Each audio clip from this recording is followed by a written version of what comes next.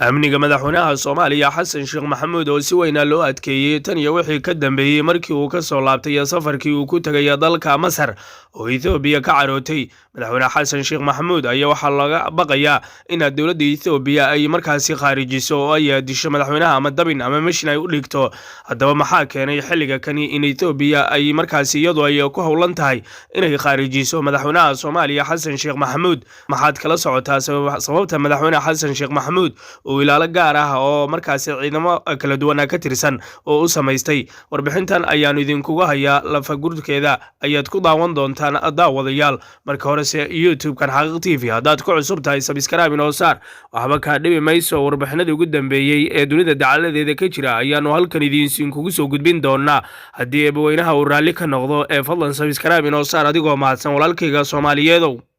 Xasan Sheekh Maxamuud ayaa hareerihiisa ka soo muuqdeen ilaalo qaas ah oo ku hubaysan hub casri ah waana horay loogu aqoon xilligii uu booqanayay xerada Turkiga ee Muqdisho waxaana laga bixiyay fasiraada kala duwan sababta madaxweynaha ku qasabtay inuu xilligan ilaalo dhar cad ah oo hubaysan samaysto isla markaana aad iyo aad markaasi u digtoon waxaana ay la soconayaan saanqaadka madaxweynaha Soomaaliya iyagoo ilaalada markaasi ku hubaysan yihiin hub aad u fara badan oo casri ah ay hadba dhinac eegayaan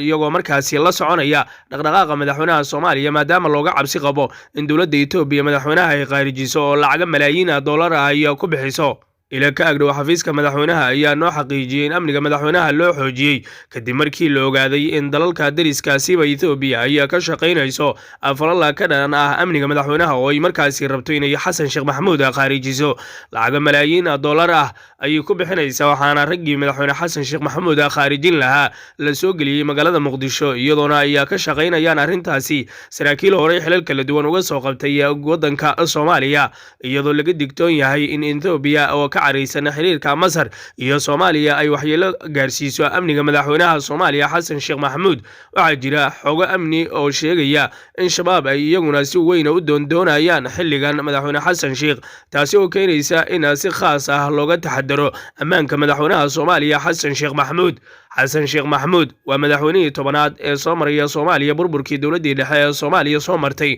waana madaxweynihii ugu horeeyay ee xilliga kan ciidamo aad u fara badan oo dhar cad ah samaysto isagoo markaasi la soconaya dhaqdhaqaaqa amnigiisa maadaama wadanku markaasi ku jiro xaalada qatar ah oo halis ah oo Xasan Sheekh Maxamuud uu isagu Masar la heshiiyay Itoobiyana oo markaasi dhabarka xijiyay horay farmaajo ayaa waxa uu markaasi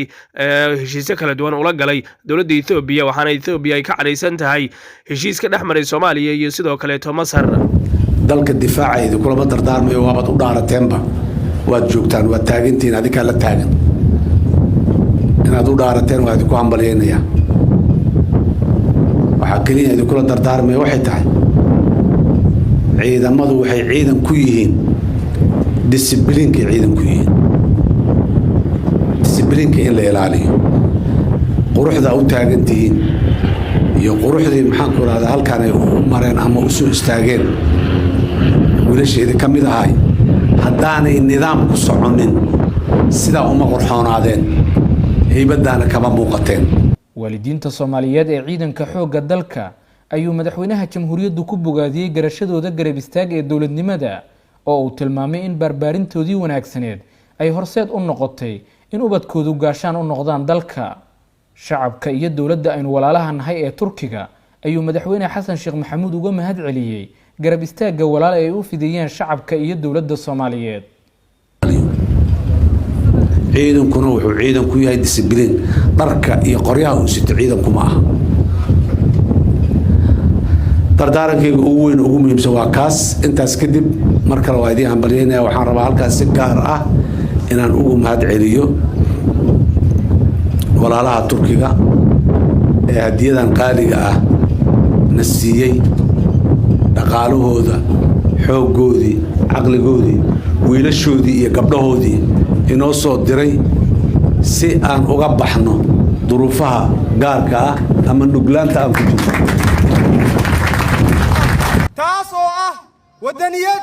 geesinimo dhiiranaan sharaf iyo daacadnimo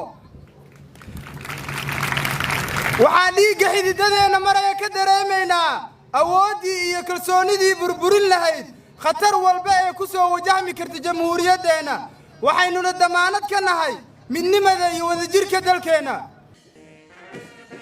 madaxweynaha jamhuuriyadda federaalka Soomaaliya ahna taliyaha guud ee ciidamada qalabka sida mudane xasan sheekh maxamuud ayaa tababar u soo xiray 88 sarkaal iyo 91 saraakiil xigeen oo ah dufcaddii afraad ee Leyli saraakiil iyo dufcaddii sanaad ee Leyli saraakiil xigeen kana tirsan ciidanka xoogga dalka ee ka qalin jabiyay kulliyadda tababarka ciidamada Turkisom ee magaalada Muqdisho.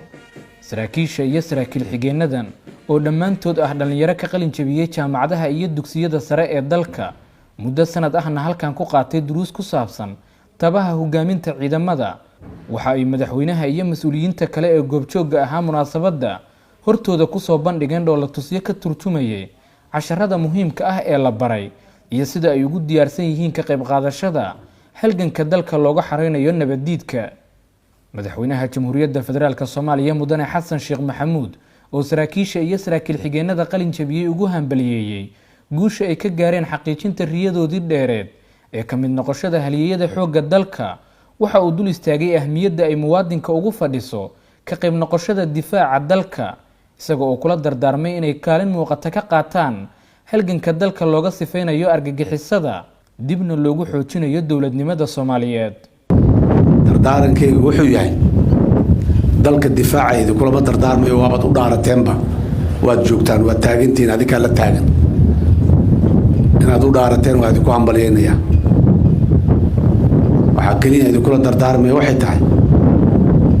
ciidamadu waxay ciidan ku yihiin discibliinkay ciidan ku yihiin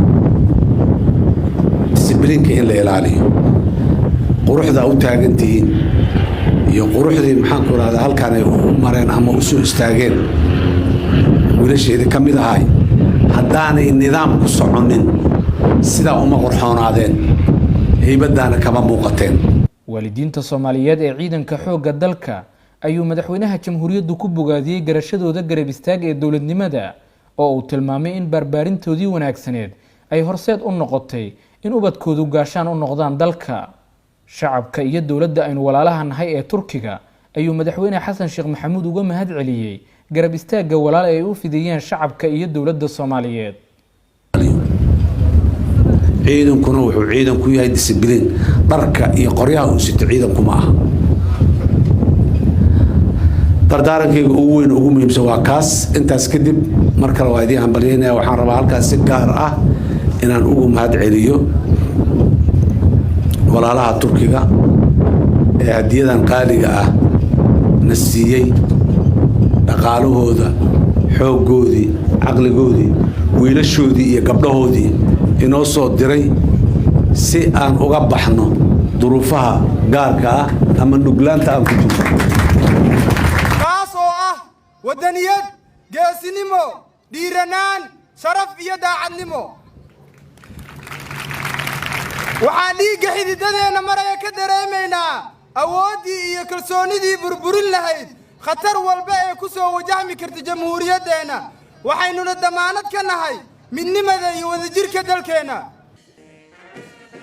madaxweynaha jamhuuriyadda federaalka Soomaaliya ahna taliyaha guud ee ciidamada qalabka sida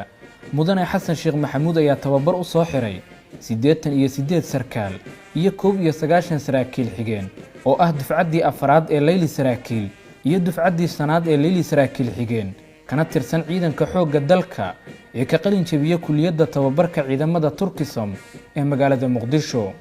saraakiisha iyo saraakiil xigeenadan oo dhammaantood ah dhalinyaro ka qalin jabiyay jaamacadaha iyo dugsiyada sare ee dalka